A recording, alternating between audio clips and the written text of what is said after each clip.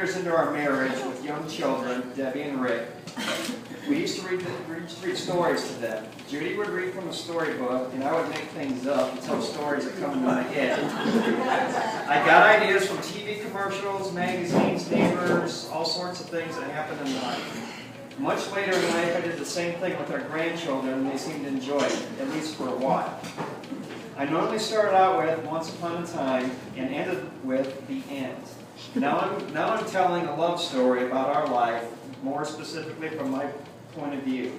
A story that has lasted 52 years and 50 years of marriage. Once upon a time, a young city boy, 18 years old, met a cute little farm girl, also 18 years old, at the former Azar's Big Boy restaurant at Ironwood Drive, in Lincoln Way East and South Bend. The city boy...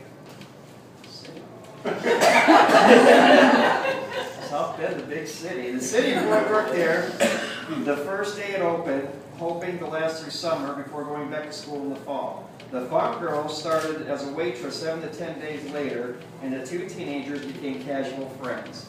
This was in June 1961. The two thought they may have crossed paths years before at the Ray Brandt grocery store on Ewing Avenue in the 1600 block. The city boy would walk down to the Brandts a few times a week and pick up small parcels of food and cigarettes for his mother, and the farm girl went often for her grandmother who lived in the 1600 block of Donald Street. The farm girl visited her grandparents each year in the summer and spent many memorable weeks there. One of the Brandt daughters, Jeannie, would catch the city boy glancing at the farm girl at Mara, but was too shy to do anything about it. This was in the 1950s. The Azar friends were just friends for over a year as situations arose in each of their lives until August 1962. The city boy left school and worked into an assistant manager's job, and the farm girl became one of the finest waitresses in the Azar chain. 2 mutual friends set them up on a date for August 18th, going with them to the LaPorte County Fair. After fair night and a night out 2 days later, the two friends became more than just friends, and the young man thought heaven must have intervened in his life as he realized this beautiful young lady was what his life was all about. Find the right person to live your life with.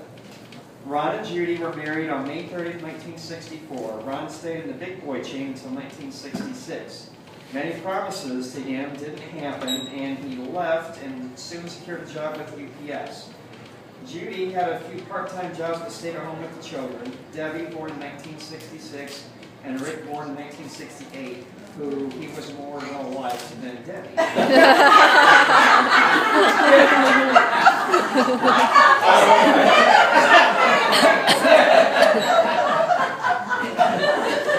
In January of 1993, Ron suffered a severe back injury at work, and 16 days later had surgery.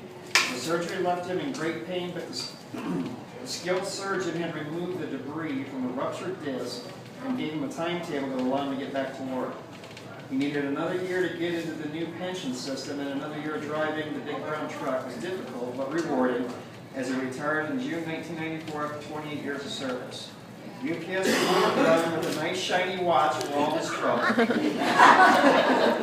Ron and Judy started a home cleaning business, Cleanups.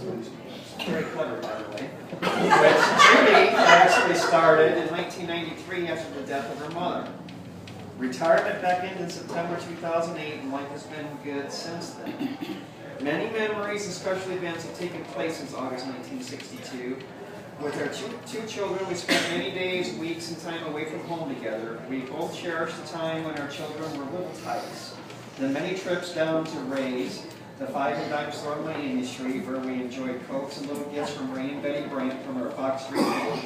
Cub Scouts, Girl Scouts, Little League, beautiful Fulham Beach, which you can still go to today, in Buchanan, Michigan, and our first family vacation. The many trips to the Motor City, Detroit, Michigan to visit Uncle Bill and Aunt Pat. We went to Kings Island, Six Flags, Disney World.